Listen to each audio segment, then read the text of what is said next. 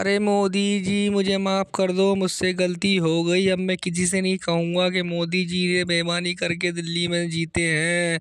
माफ़ कर दो मोदी जी मुझे प्लीज़। बेटा केजरीवाल, तू इस तरीके से सब में कह रहा है कि मोदी जी बेईमानी से जीते हैं। तुझे क्या लगता है हम बेईमानी से जीते? हम इतनी मेहनत कर रहे थे, हमारी पार्टी के लोग गली गली जाकर रैलियां कर रहे थे, इतनी सर्दी में परेशान हो रहे थे, और तू कह रहा है कि बेईमानी से जीते हैं। अरे मोदी जी वो बात तो तुम्हारी ठीक है, पर मुझे ये बताओ तुमने केजरीवाल की भैया के साथ साथ मुझे क्यों यहाँ पर टांग दिया है?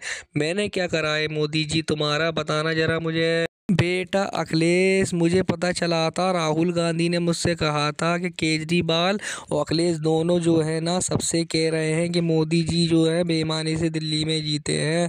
इसलिए मुझे पता चली, तुम्हें गुस्सा आ गया, इसलिए मैंने तुम दोनों को यहाँ पर लटका दिया।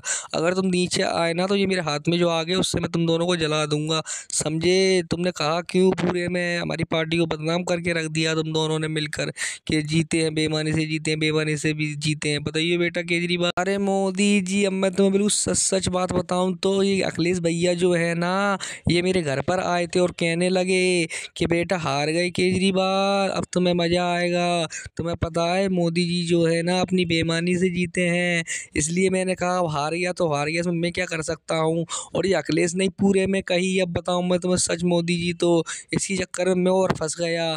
मुझे माफ़ कर दो मोदी जी, मैं अब किसी से नहीं कहूँगा। और ये अखिलेश को ऐसी टांग रहो और इस तरीके से इसे डराते रहो आग से, ठीक है? अब मुझे उतार दो मोदी जी प्लीज़। अरे केजरीवाल भैया, तुमने अपनी दोस्ती दिखा दी ना मुझे फंसवा कर, ये तुम्हारा ठीक तरीका नहीं है। अरे मोदी जी इसमें मेरा हाथ नहीं है, इसमें जो है ना राहुल भैया भी हैं, उनकी भी मीटिंग बैठी थी साथ में हमारे, और सोच रहे थे कि तुम्हें किस तरीके से राम बताऊं तो मैं।